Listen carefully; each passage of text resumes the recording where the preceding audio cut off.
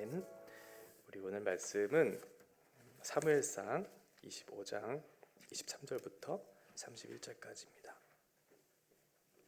우리 한 절씩 교독하겠습니다. 아비가일이 다윗을 보고 급히 나귀에서 내려 다윗 앞에 엎드려 그의 얼굴을 따게 되니라. 그가 다윗의 발에 엎드려 이르되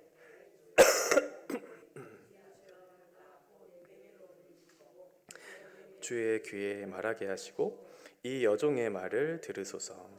원하옵나니 내 주는 이 불량한 사람 나발을 개의치 마옵소서.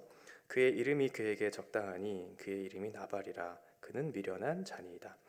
여종은 내 주께서 보내신 소년들을 보지 못하였나이다. 내 주여 여호와께서 살아계심을 두고 맹세하노니 내 주도 살아계시거니와 내 주의 손으로 피를 흘려 친히 보복하시는 일을 여호와께서 막으셨나이다. 내 주의 원수들과 내 주를 해하려 하는 자들은 나발과 같이 되기를 원하나이다. 여종이 내 주께 가져온 이 예물을 내 주를 따르는 이 소년들에게 주게 하시고 주의 여종의 허물을 용서하여 주옵소서.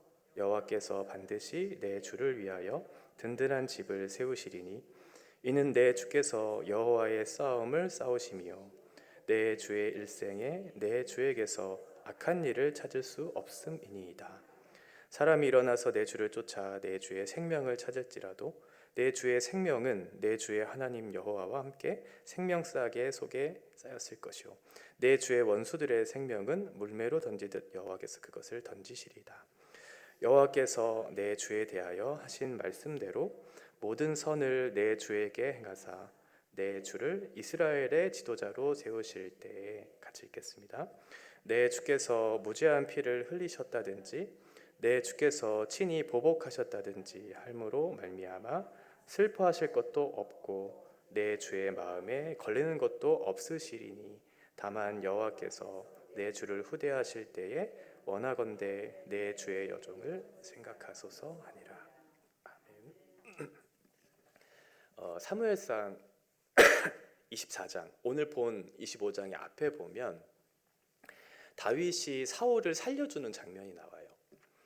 엔게디 광야에 있었던 굴에서 이제 사울이 뒤를 보러 가죠.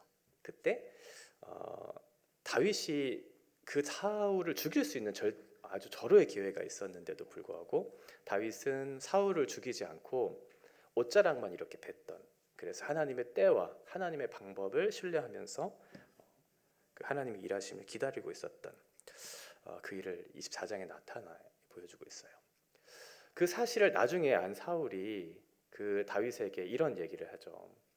네가 나를 선대했다 하면서 네가 나보다 의롭다고 그렇게 얘기해요.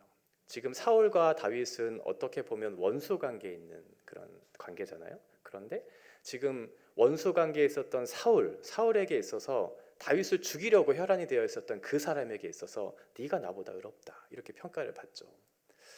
다윗은 자기의 힘으로 자기의 때와 방법으로 이 일을 감당할 수 있었지만 다윗은 하나님의 때와 방법을 신뢰함으로 그 일을 멈추면서 주님의 일하심을 기다렸던 사람이에요.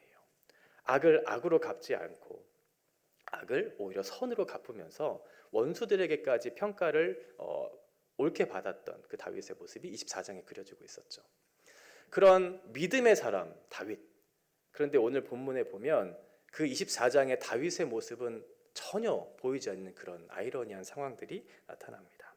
오늘 25장에 보면 나발이라고 하는 사람이 나와요. 그 나발을 향해 온갖 분노와 온갖 그런 살기등등한 모습으로 그 나발을 죽이겠다고 지금 선언을 하면서 앞에 24장의 모습과는 정반대된 모습으로 지금 다윗의 모습이 나타나고 있다는 것을 우리가 생각해 볼 수 있어요. 우리도 하나님의 말씀을 듣고 또 때로는 우리가 했던 수련회나 아니면 말씀을 듣고 나서 그 말씀을 듣고 우리의 마음이 충만한 상태에서 그 은혜의 보좌 앞으로 나아갔던 경험들이 있으시죠. 그러면 그 은혜를 잘 간직하면서 우리의 일상 중에도 그 은혜를 받은 대로 삶을 살아내야 될 텐데 때때로 우리의 마음속에 불편한 시험들이 찾아올 때가 있어요. 어떤 중요한 일이 아니고 우리의 마음을 건드리는 사소한 일들로 인해서 우리의 마음이 낙심되고 또 시험에 빠지는 일들이 있을 수도 있죠. 그게 바로 우리들이라는 거예요. 저와 여러분들은 하나님의 말씀을 깊이 깨닫고 그 은혜를 붙잡고 살아가야 한다라고 하는 결단들을 가지고 나아가지만 그런 일상에 부딪히는 수많은 시험들이 우리의 마음을 괴롭게 해서 지금 25장에 나타난 다윗의 모습과 같이 믿음으로 살지 못하고 오히려 그 나발이라고 하는 사람에게 온갖 분노를, 온갖 욕설을, 그리고 살기 등등한 모습으로 그 사람을 죽이려고 하는 그런 모습이 얼마든지 나타날 수 있다라고 하는 거예요. 오늘 사건의 배경을 보면 1절에 사무엘이 죽었다라는 것을 기록하고 있어요. 사무엘은 영적으로 어두워졌었던 그 사사시대에 하나님의 한 줄기 빛과 같은 존재였죠. 말씀이 희소한 시대에 하나님의 마음에 합한, 하나님의 말씀을 대언하고 그 뜻대로 살기를 소망했던 그런 하나님의 마음에 합한 사람이었어요. 그런데 지금 1절에 뜬금없이 그 사무엘이 죽었다 이렇게 기록하고 있다는 거예요. 이건 의미가 있다고 봐요. 지금 다윗에게 있어서 지금 사무엘이라고 하는 존재는 영적인 스승과 같은 존재였죠. 그래서 하나님의 말씀을 사무엘로부터 듣고 그 뜻을 따라 순종하기를 기뻐했던 다윗. 그런데 그 영적인 스승, 그 스승이 죽었다는 거예요. 어떻게 보면 다시 사사시대로의 회귀를 지금 얘기하려고 하는 것 같아요. 이 전까지 다윗은 하나님의 말씀에 순종하려고 하는 그런 거룩한 마음을 가지고 믿음의 선택들을 했었는데 지금 25장에 와서는 눈이 완전히 가리워진, 영적으로 메말라 있고 어두워진 그런 상태를 보는 것 같은 그런 모습이 나타나고 있다는 거예요. 그리고 나서 2절에 보면 마온에 있는 한 사람, 이 사람을 소개하는데 부자라고 얘기하죠. 부자. 그리고 6절에서도 그 사람은 부자다, 부하게 사는 자다 이렇게 얘기해요. 보통은 어떤 사람을 설명하고 소개할 때 그 사람의 이름을 먼저 얘기하죠. 저 사람은 누구누구야, 누구의 아들 누구야, 어떤 마을에 사는 누구누구야 이렇게 설명을 하는데 지금 나발이라고 하는 이 사람을 소개할 때는 그 사람의 이름을 거론한다든지 그 사람의 특징을 얘기한다든지 신앙이라든지 배경을 지금 설명하지 않고 그 사람은 부자다 이렇게 얘기하고 있어요. 지금 그 사람을 소개할 때 이 사람이 이 재물에 특화되어 있는 사람이라는 것을 지금 소개하려고 하는 거죠. 이 사람의 마음속에 자리 잡고 있는 것은 재물, 그 재물에 혈안되어 있는, 함몰되어 있는 그 사람. 그리고 오늘 본문에 보면 이 나발이라고 하는 사람이 돈을 가지는 것도 굉장히 그렇게 중요하게 생각했지만 그 돈을 과시하는 그 사람이기도 해요. 지금 양털을 깎는 그 잔치를 베풀기를 아주 성대하게 차렸거든요. 그러니까 많은 마을 사람들에게 내가 양털을 깎는 이 잔치를 베풀고 있다. 누구든지 와라, 먹고 마셔라 라는 것을 지금 베풀고 있다는 거예요. 돈에 함몰되어 있는, 그 돈을 쓰기를 향락을 위해서 일삼는 그런 사람을 지금 나발이라고 소개하고 있는 거죠. 그 나발에게 지금 다윗의 부하 10명이 그 나발에게 가서 요청을 하는 장면이 나와요. 음식 먹기를 요청하죠. 아까 말씀드렸던 것처럼 지금 양털을 깎는 그 잔치는 온 마을의 잔치였어요. 그래서 당시에 마을에 있었던 사람들뿐만 아니라 나그네들도 와서 먹고 마실 수 있는 그런 잔치였거든요. 그러니까 지금 10명의 부하가 가서 음식을 좀 나누어 달라고 요청했다는 것은 너무나 당연한 거였고 누구든지 거절할 수 없는 그런 얘기였어요. 그런데 그 잔치에 거절을 당해요. 그리고 모욕까지 당해요. 7절을 보면 내게 양털 깎는 자들이 있다 함을 이제 내가 들었노라. 내 목자들이 우리와 함께 있었으나 우리가 그들을 해하지 아니하였고 그들이 갈멜에 있는 동안에 그들의 것을 하나도 잃지 아니하였나니 내 소년들에게 물으면 그들이 내게 말하리라. 그런즉 내 소년들이 내게 은혜를 얻게 하라. 우리가 좋은 날에 왔은즉 내 손에 있는 대로 내 종들과 내 아들 다윗에게 주기를 원하노라 하더라 하라. 다윗의 소년들이 가서 다윗의 이름으로 이 모든 말을 나발에게 말하기를 마침에 나발이 다윗의 사환들에게 대답하여 이르되 다윗은 누구이며 이새의 아들은 누구냐? 요즘에 각기 주인에게서 억지로 떠나는 종이 많도다. 내가 어찌 내 떡과 물과 내 양털 깎는 자를 위하여 잡은 고기를 가져다가 어디서 왔는지도 알지 못하는 자들에게 주겠느냐 한지라. 지금 다윗의 요청을 거절하고 있죠. 거절할 뿐만 아니라 그가 누구냐, 어디서 왔는지도 모르는 그 사람에게 내가 이것을 왜 주느냐고 지금 얘기하고 있는 거예요. 이건 다윗에게 있어서 심히 모욕적인 말이었어요. 다윗은 이스라엘의 왕이기도 했지만 이스라엘의 영웅이기도 했죠. 블레셋의 골리앗을 용감하게 쳐서 이겼던, 그리고 수많은 전장에서 앞장서서 이스라엘을 위해서 목숨을 걸고 싸웠던 그런 다윗에게 그 사람이 누구냐, 어디서 왔는지도 알지 못하는 사람, 이 나발이 정말 다윗을 몰랐을까요? 모르지 않았겠죠. 사울은 천천히고 다윗은 만만이다. 온 이스라엘에 사울, 그 다윗이라고 하는 이름이 높여져 있는 상황이었어요. 모를 리가 없죠. 이렇게 모든 사람들이 축제를 즐기고 있는, 잔치상을 베풀고 있는 그 현장 속에서 다윗은 거절을 당했고 모욕을 지금 당하고 있는 사건이 지금 이 사건의 배경이라고 하는 거예요. 그래서 다윗은 그 말을 듣고 굉장히 분노하고 그 분노의 결과 칼을 뽑아 들고 그 나발을 죽이려고 해요. 24장에서의 모습과는 너무 다르죠. 하나님의 때를 기다리면서 하나님의 신실하신 그 방법을 의지하면서 자기의 어떤 욕망을 표출한다든지 자기의 의지를 표출하지 않고 하나님의 일하심을 기다렸던 다윗과는 정반대되는 모습으로 칼을 들고 분노를 지금 표출하고 있는, 13절에 보면 다윗이 자기 사람들에게 이르되 너희는 각기 칼을 차라 하니 각기 칼을 차매 다윗도 자기 칼을 차고 400명 가량은 데리고 올라가고 200명은 소요물 곁에 있게 하니라. 이게 우리의 모습이라는 거예요. 한때는 믿음으로 하나님의 때를 기다리면서 살다가도 그 아주 사소한 부딪힘에 우리의 마음이 흔들리고, 마음이 흔들릴 뿐만 아니라 그 분노를 행동으로 표출하는 이런 모습들이 다윗에게 나타나고 있고, 이것이 우리의 모습이라는 거예요. 말 한마디에 다윗의 마음이 흔들리고 있죠. 당신이 누구냐? 당신이 누군데 왜 나에게 음식을 가져다 주라고 얘기하느냐? 다윗에게 있어서 모욕적인 말은 맞죠. 그런데 지금 나발은 지금 다윗에게 있어서 그렇게 중요한 사람은 아니에요. 그냥 졸부일 뿐이에요. 그 졸부에게, 졸부의 말 한마디에 지금 다윗의 마음이 왔다 갔다 하는 거죠. 이렇게 우리의 마음이 때로는 부패한 본성을 따라 살고자 하는 마음이 있기도 하고, 때로는 하나님의 말씀을 신뢰함으로 자기를 비우고 주님의 뜻을 따르고자 하는 마음들이 우리 가운데 공존하고 있다는 거죠. 이 마음의 싸움들이 우리 가운데 있어요. 큰 일은 잘 이겨내죠. 큰 일이 우리 눈앞에 있으면 거기에 예민하게 반응해요. 그리고 그 일을 잘 치르기 위해서 조심하죠. 우리의 마음을 잘 지켜야지, 우리의 마음을, 우리의 몸을 잘 지켜야지 하면서 그 큰 일을 위해서는 잘 준비하는데, 일상에서 아주 사사로운 작은 일들, 그 작은 일들이 우리의 마음을 괴롭힌다는 거예요. 이게 사탄이 쓰는 방법이에요.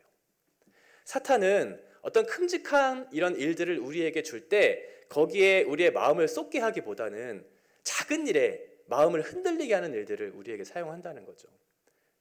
누구의 말 한마디에 우리의 마음밭이 흔들리기도 하고, 그 마음밭이 흔들려서 우리의 행동들에 분노를 일으키기도 하는 그런 일들이 우리 가운데 있다는 거죠. 자주 반복되는 그런 일상 속에서 우리는 수많이 넘어지는 일들이 있잖아요. 오늘도 아마 그런 위기가 아마 찾아오실 거예요. 내가 생각하지 못했던 어떤 사람으로부터 듣는 말, 이 말에 넘어지고 상처받고 서로를 미워하는, 이것이 우리의 실존이다, 지금 얘기하고 있는 거죠. 그때 우리는 그것들을 어떻게 받아들여야 할까요? 나는 하나님의 사람이고 나는 믿음으로 사는 거룩한 성도인데 왜 나는 이 모양밖에 되지 않느냐?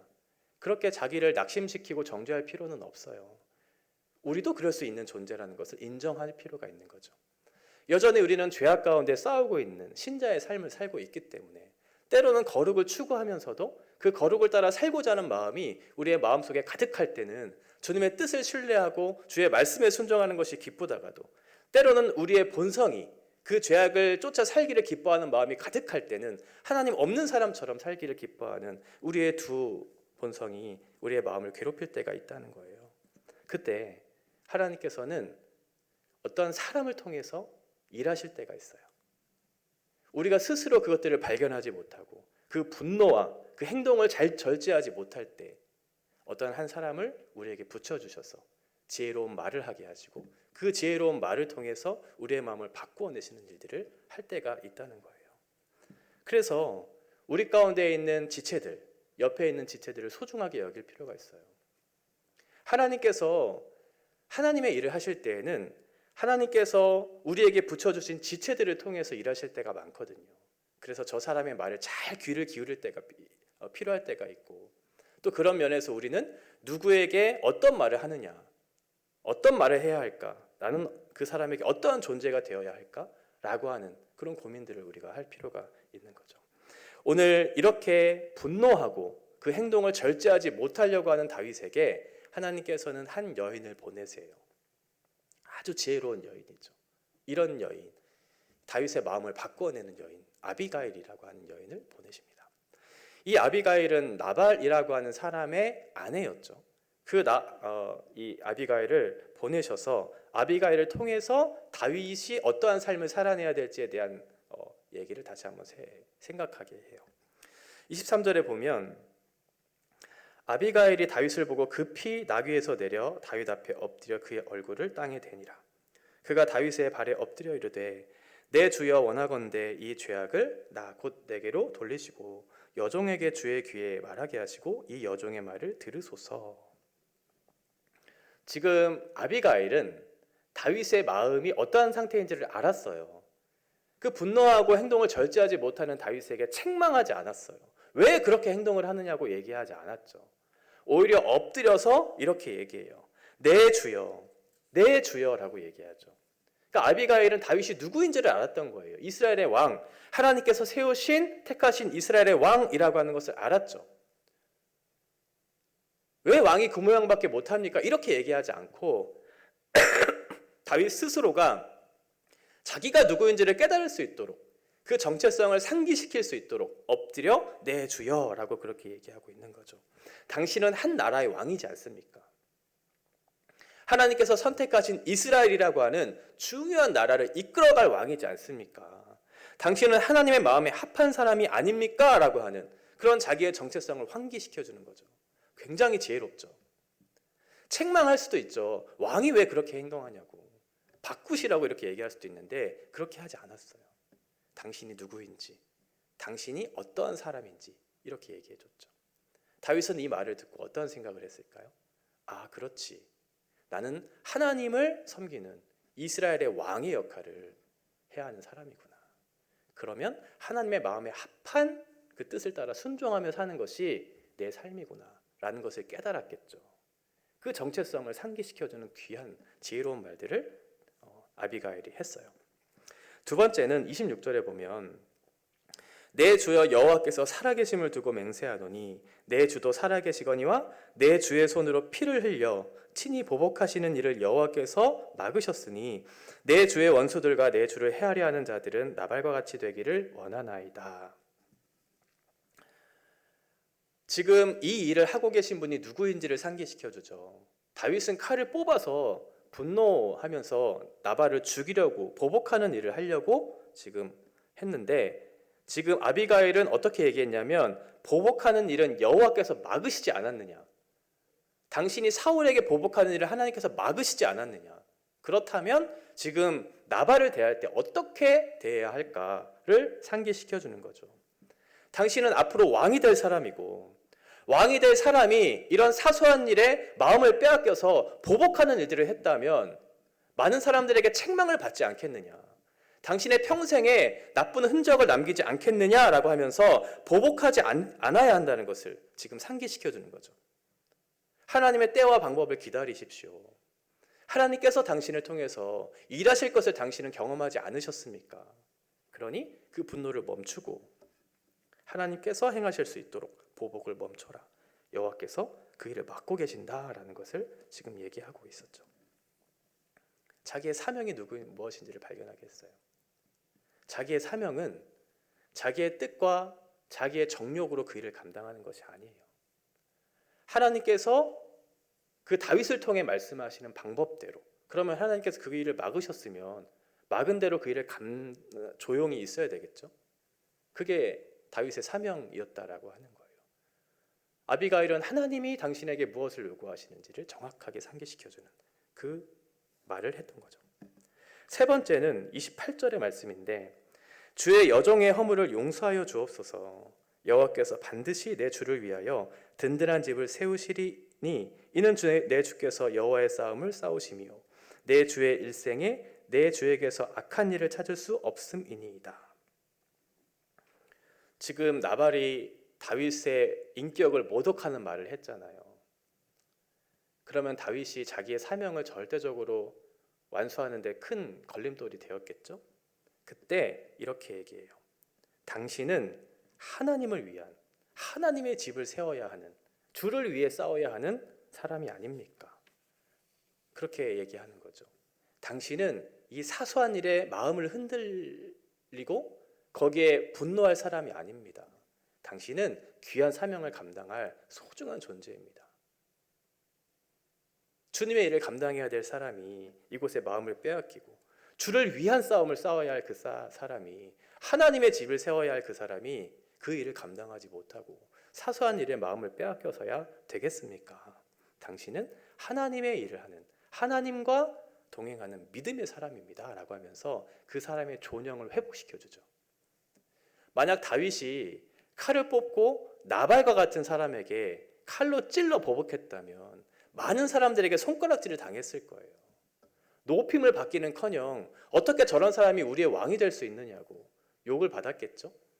그런데 그것을 막아선 거죠.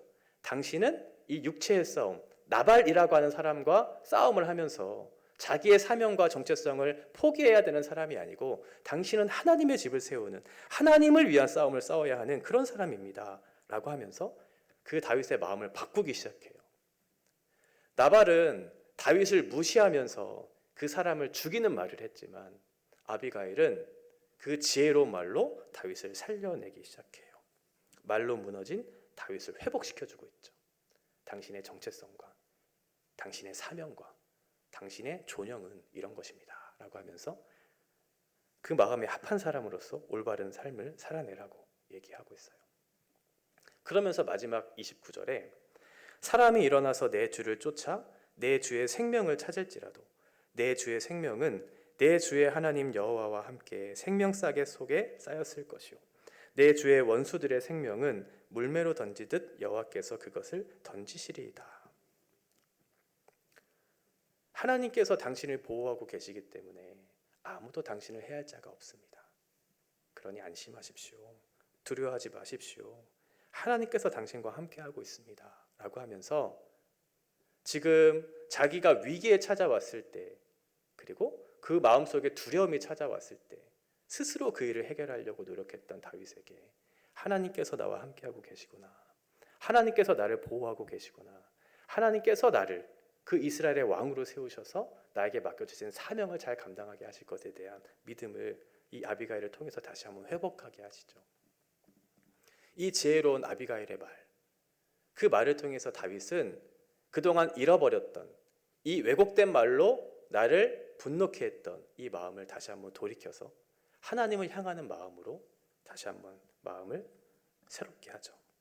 이것이 아비가일이 했던 지혜로운 말이에요. 우리 가운데 일상 속에 찾아오는 그런 시험이 우리 가운데 찾아올 때 우리는 어떻게 해야 할까? 은혜가 찾아오고 그 가운데 마음에 충만한 상태에서 하나님의 일을 하고자 하는 마음에 그런 결단들이 있을 때, 그러나 그 지속적인 상태가 우리의 마음을 지배하지 못할 때, 그 일상성 속에서 찾아오는 수많은 시험들이 찾아올 때 어떻게 해야 할까? 두 가지의 모습이 있다고 얘기했잖아요. 24장의 다윗의 모습, 하나님을 신뢰하고 하나님의 때와 방법을 따라 행동했던 것도 다윗의 모습이었고요. 지금 나발이라고 하는 그 사람의 사소한 말 한마디, 모욕적인 말 한마디에 마음을 빼앗기고 분노했던 것도 다윗의 모습이에요. 이 둘 다가 다윗의 모습이라는 거고 이것이 우리의 실존이라는 거예요. 하나님께서는 우리에게 이상적인 어떠한 바람을 우리에게 요구하지는 않으시죠. 너희는 거룩해야 한다. 맞아요. 그런데 우리의 거룩을 위해 추구하며 살 때 때로는 이렇게 좌절하고 낭망하고 넘어질 때가 있죠. 그때 우리는 이렇게 생각할 수 있죠. 나는 과연 하나님의 자녀가 맞는가? 하나님의 말씀을 사랑한다고 예수 그리스도의 십자가를 아는 사람이라고 그렇게 떠들어대고 결단하고 수없이 그렇게 하나님 앞에 울고 나아갔지만 왜 나는 아직도 이 모양인가 라고 하는 생각들이 찾아올 때, 물론 거기에 대한 회개의 마음이 들어야 되겠지만, 그때 너무 거기에 마음을 쏟으면 우리는 절망 가운데 빠져서 낙심할 수 있어요. 그렇게 하지 마시고요, 지금 다윗과 같이 이것도 하나님께서, 이것도 나에게 허락하신 그 인생임을 알고 그 시험이 찾아올 때 두 가지를 인정하는 일들이 필요하죠. 사울을 용서했던, 그리고 사울을 사랑했던, 하나님을 신뢰했던 그 모습도 내가 인정할 필요가 있고, 나발의 한마디에 내가 분노하고 좌절하고 이 실패의 행동을 하려고 하는 나의 모습, 이것도 나의 모습이었다라는 것을 인정하는 거죠. 그 허물이 드러날 때가 중요해요. 나는 어떻게 해야 될까? 그 시험이 찾아올 때 무엇을 구하고 찾아야 할까라고 하는 것이 더 중요하죠. 그때 하나님을 의지하면서 사는 것이 중요하죠. 그러면서 다시 한번 하나님의 은혜를 구하는 거예요. 하나님께서 나에게 은혜를 왜 주셨을까? 그 은혜를 주신 이유는 무엇일까를 생각하는 거죠. 그러면서 나의 존재와 나의 사명을 생각하는 거예요. 아, 그렇지. 나는 헛된 것에 마음을 빼앗겨서, 이 사소한 일에 우리의 마음을 빼앗겨서 하나님의 일을 거스르는 그 일을 하는 사람이 아니구나. 나는 하나님께서 주신 귀한 사명의 자리로 부르심을 받은 하나님의 거룩한 백성이구나 라는 것을 생각해내는 거예요. 그게 정체성이죠. 내가 누구인가? 내가 누구인지에 대한 정확한 인식을 가지면 내가 삶을 어떻게 살아내야 될지에 대한 분명한 목적을 발견하게 돼요. 그게 정체성과 사명이죠. 하나님께서는 우리를 이 땅에 부르셔서 단순히 구원받기 위해서 우리를 부르신 것이 아니고, 이 땅에 구원하신 이후에 예수 그리스도를 닮아가는 복을 우리에게 주시려고 우리에게 이 은혜를 주고 계시다는 거예요. 그게 성화죠. 너는 존귀한 존재야. 너는 영광스러운 존재야. 너는 이 사소한 일의 실패를 거듭거듭 반복하는, 거기에 마음을 빼앗기는 그런 존재가 아니고 더 영원한 것을 추구하고 하나님의 마음에 합한 삶을 살기 위한 거룩하고 아름다운 존재야 라는 것을 늘 깨닫게 하시는 거죠. 그 실패와 절망 가운데 있을 때 홀로 두지 않으시고 우리와 함께 하심으로 늘 우리에게 은혜를 주시고 성령께서 깨닫게 하심으로 그 일을 감당할 힘을 우리에게 주심으로 이제 다윗과 같이 우리의 마음을 변화시키시고 새롭게 하셔서 다시금 그 일을 위해서 달려갈 수 있도록 우리에게 은혜를 주세요. 우린 어떠한 사람이 되어야 할까? 아비가일처럼 진리의 도우심, 하나님의 말씀을 따라서 성령의 지혜로 이렇게 지혜롭게 그 말씀을 적용하면서 누군가에게 지혜로운 말을 해서 사람을 살리는 그런 말을 해야 되겠죠. 우리의 말이 어떠한 사람을 죽이기도 하고 어떠한 사람을 살리기도 하는데, 우리의 정욕대로, 내 분노대로, 내 생각대로 그 말을 하다 보면 때로는 다윗과 같이 실패할 수 있거든요.